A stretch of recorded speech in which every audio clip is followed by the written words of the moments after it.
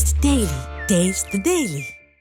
சிவகங்கை மாவட்டம் திருப்புவனம் அருகே மடப்புரம் கோயில் காவலாளி அஜித்குமார் கொலை வழக்கில் திருப்புவனம் காவல் நிலையத்தில் 3 சிபிஐ அதிகாரிகள் விசாரணை மேற்கொண்டு வருகின்றனர்.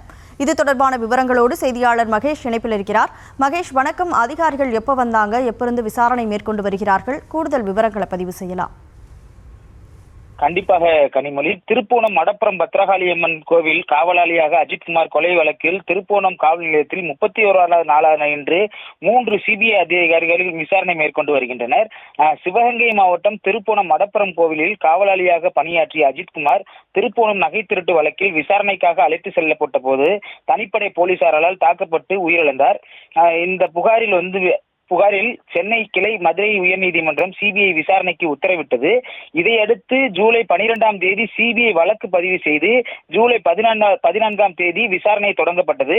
எஸ்பி ராஜ்பீர் மற்றும் டிஎஸ்பி மோகித்குமார் தலைமையில் குழு விசாரணை மேற்கொண்டனர். வழக்கு தொடங்கி 31வது நாளாக தற்பொழுது வரை சிபிஐ அதிகாரிகள் பல்வேறு கட்ட விசாரணையை மேற்கொண்டு வந்தனர். இதில் முக்கிய சாட்சியாக அஜித்குமாரை தாக்கியதை வீடியோ பதிவு செய்த சத்தீஸ்வரன் உட்பட மேலும் 31 சாட்சிகளிடம் தற்போது வரை விசாரணை மேற்கொண்டனர். இந்த நிலையில் இன்று திருப்போணம் காவல் நிலையத்திற்கு வந்த சிபிஐ அதிகாரிகள் காவல் நிலையத்திற்கு சென்று தற்பொழுது விசாரணை மேற்கொண்டு வருகின்றனர்.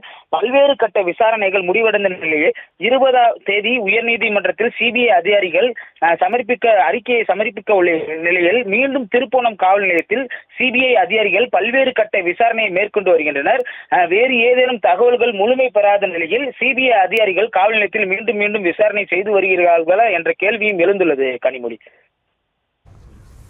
விவரங்களை வழங்கியதற்கு நன்றி மகேஷ். Taste the Daily.